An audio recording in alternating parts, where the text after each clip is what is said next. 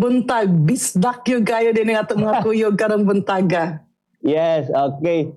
So, DS, no, dito maglangad drita sa among mga pangutana. So, unang pangutana, DS, gikan diri sa amo sa Bombo Radio Cagayan de Oro.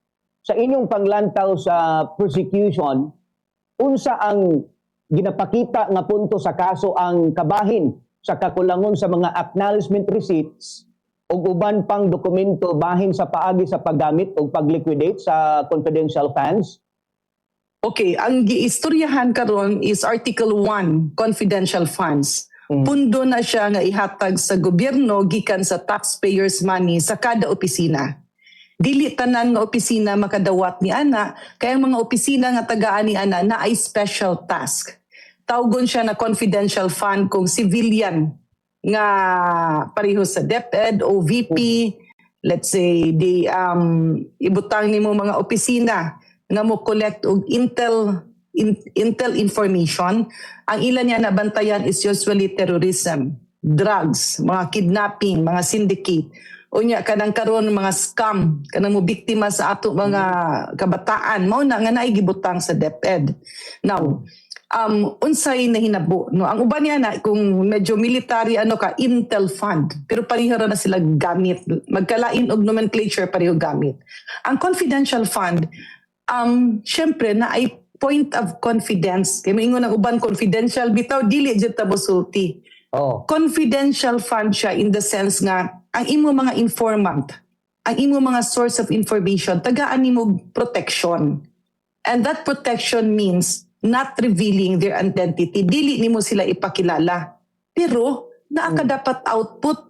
Dili pwede na confidential ang output. Example, kung dinha sa Department of Education, bantayan nimo nga way mo biktima mo scam kanang naiuban nga biktimahon ang mga bata unya muguwa dayon maghubo-hubo di ay nga mabiktima ba, maghubo mag-ana makuha ang pictures and then maguba ang future sa mga bata. Ang mga ingani nga bagay dili na pwede. Okay, supposed to be na output, no? Example po drugs. Kay bawo man gyud ta nga mga eskwelahan na may uban magbaligyag drugs, dapat ma-pinpoint nimo kinsay mga nagbaligyag drugs.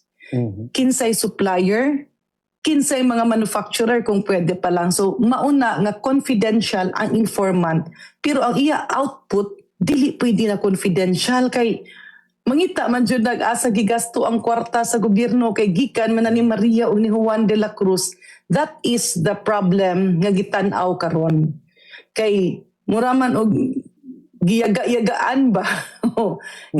Okay man na mo gamit kag aliases. Pero kini murag klaro ba mura ba na ay point no posible nagiyaga-yagaan kay mura mga murag maghimo kag fruit salad. Unya na uban nga mga pagkaon, na uban nga mga kung kinsa siguro yung mga sikat din nga mga brands or artista. In other words, mauna nga maayo unta nga matubag ni Vice President. Because daghay information nga dili ta kay baw nganong ilagihimo tingali og naadjay reason. Example, maingon ka nga safe house, nganong 2 million per day man ang rental sa safe house. Tingali daghan di siya kaayo na safe house, dili di siya usara ka buok kay ma-misinterpret man gud nimo sa papeles nga usara ka safe house at 2 million per day. So mauni ang mga bagay nga dapat tan-awon. No, unfortunately, mo ni naanay mga pangutana nga natubag, no? Naingon na nga kini nga mga pangan dili matrace. Pero napay daghan pangutana, asa man gyud siya gigamit, unsa may output, no? Naabay na dakop nga drug pusher nga magbaligya og drug sa mga eskwelahan. Naabay na dakpan nga mga sites kung diin maghimo og mga scammer. Naabay na pinpoint nga lugar nga istambayan mitingan sa mga kidnappers. Mao ni siya nga mga bagay-bagay ang gitan-aw karon. And ang problema syempre lisod kaayo kaysa kadaghan sa pangutana why tubag. And that is the purpose of an impeachment trial. Kay syempre kung ikaw elected official, kung tagaan ka na sa daghan kaayong buto o kumpiyansa sa mga tao, ang sunod ni ana na mga agency nga mobantay nimo so that makita nga wala ka ni perform og betrayal of public trust. No, kung sa Tagalog pa, hindi mo pinagtataksilan ang tiwala ng taong bayan. That is the situation at hand. Okay, ma'am. Thank you kayo, ma'am. And then, dirita, ma'am, sa dugang pangutana, DS, naay pangutana ang ato ang kauban gikan sa Bombo Radio Jensen, pinaagi ni Bombo Edna Mendoza. Bombo Radio Jensen, sa inyo po nga pangutana, go ahead. Okay, maayong buntag, House Deputy Speaker Janet Garin, ma'am. Ni ang pangutana nabo gikan diri sa Bombo Radio Jansan. Unsa ka ba hinungdanon ang issue kalabutan sa gikaingon nga pag-release sa confidential funds kay dating OVP Security Chief Colonel Raymond Dante Lachica ug unsa pud ang mga angayang kinahanglan aron mapamatud-an ang mga aligasyon? Ang mga nag-release manggod og cheque, gitudlo siya plus ang bangko, no, ang mga manager sa bangko nag-ingon nga siya'y nag-in-cash, sa iya gihatag ang cash. So ang importante ni Ana is siya ang allegedly nag-distribute, no, sa mga recipients. So example, sa usa or duha ka usa ka adlaw, ang mga recipient or ang gitagaan og kwarta tibuok siya, daghan siya, lain-lain siya nga lugar. Naa siya tuag Mindanao, naa siya tuag Visayas, naa siya sa Manila. So in other words, siguro naa siya nahibaw-an, tingalig dili lang siya, tingalig naa siya mga kuyog unsa ba karon. Pero based sa papel, based sa mga testimonies, based sa gisulti or gitubag sa nag-release og cheque, ang nag-encash sa cheque or ang nag-release ng cash diha sa bangko, si Colonel Lachica ang gitudlo nga mao'y gitagaan sa cash. Muna nga importante siya because siya'y makahatag og tubag. Either he can discredit or give credit to the prosecution. Kaya pwede man siya maingon, tinuod na ako nagidawat o niya, dili man ko si Superman, oy kay diha man ko'y lain nga gihangyo para i-distribute na. Or pwede po siya maingon, tinuod na ako rausa nilihok niya na. Pero amo niya ko nagamit ko iriplano, libot ko tibok Pilipinas sa sud sa duha ka adlaw. Mga ana nga mga importante ang ato. Ang information, mao na nga importante kayo si Colonel Lachica. Okay. So, dagan kayong salamat, Bombo Radio Jensen, Bombo Edna Mendoza. And then sa dugang pangutana, atong Sayron pangutana, gikan sa Bombo Radio Cebu. Bombo Radio Cebu, Bombo Fons Cabrelios, go ahead, ganyung pangutana. Yes, mayong buntag, Deputy Speaker Garin. Mao kini among pangutana diri karon sa Bombo Radio Cebu. Again, sister sa prosecution nga dili babag ang pending nga kuha case aron masusi sa impeachment court ang mga ebidensya unsang epekto ni ini sa kaso kang Vice Presidente Sara Duterte. Ang gihimo man gud sa defense is ilapunggan, no? Ilapunggan nga maistoryahan ang mga tagaan tubag ang mga pangutana nga hantod karon wala matubag. So syempre ilaiingon nga naamay COA investigation o katuingon sila naamay Supreme Court investigation, so dili na nato diri istoryahan. Dili ba nga dapat ang ato istoryahan is mao niyang information na ay mga dagko kaayong millions, 600 to plus million nga mga cheque na gi-encash ang nagdawat duha ra ka tawo. Dili ba ang importante natong istoryahan asa man gyud siya gigamit, diin man gyud siya gingadto. So that should be the point of discussion kay para matubag, no, ang impeachment court isa ni ka maayo kaayo nga opportunity for the Vice President to clean her name.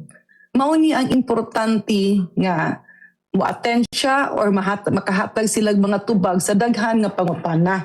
Kay tingalig wa lang nila ma-report, mao day niya ang mga drug pusher nga gigastuhan og hundreds of millions, mao na nga wa na nabiktima ang mga estudyante. Mao day niya ang anti-kidnapping nga grupo gisubaybayan. In other words, it's the best forum for an accused to vindicate herself. So ang moingon nga kini dili nato ni pwede istoryahan, dili double jeopardy ana ang impeachment court dili ni siya pareho sa mga ordinaryo nga korte. Ang ordinaryo nga korte ang ila din tan-aw ang imo violation sa mga laws, no? Kung example, driver ka og bus. Karon ang driver sa bus ubog or nag-drugs. So inakitaan nimo nga ang iya pag-drive mandelikado ang kabuhi sa mga pasahero. Ikaw bilang tag-iya sa bus unsa may imo-himuon? Natural dili na siya nimo pa-driveon kay dawad-an na kag kumpiyansa niya kay delikado ang kabuhi sa mga pasahero. Ang tag-iya sa bus maunay kapareho sa impeachment court. Murag senator judge na mo desisyon siya based sa iya pagtan-aw nga wa kanay kumpiyansa, wa kanay pagsalig niya. Now, ang criminal court kasuhan pa ng driver, mangutana pa na unsa bagyod, dabay preba, nakainom ba siya, nakakuan ba siya drugs, mga ana. Because the difference is, ang panahon, dugay man ng criminal courts, unya lain man ang ila target, ila na mapriso ba or dili ba, ma-fine ba, ma-penalize. Ang impeachment court ila lang tan-awon, naa ba kay gihimo nga ang kumpiyansa or pagsalig sa tao imo gi-violate, no? Murang yung pagtataksil sa tiwala ng taong bayan, betrayal of public trust. Mao nay dapat din nga mga tubagon. So, ang kanang imuon sa defense nga, dili na din pwede istoryahan, padugayon lang nato. These are tactics to delay. Kana bang imo ba iwala, linilihis mo sa totoong usapan, you try to divert the attention of the people kay dili ka gusto nga maistoryahan. And para sa pagtanaw sa prosecution, dili na bagay sa amo constitutional duty. Bangod ang Kongreso o ang Senado, obligasyon namo based sa Constitution nga tubagon ang mga pangutana, give answers to questions, and at the same time, let the senator judges decide whether it is an impeachable offense or dili.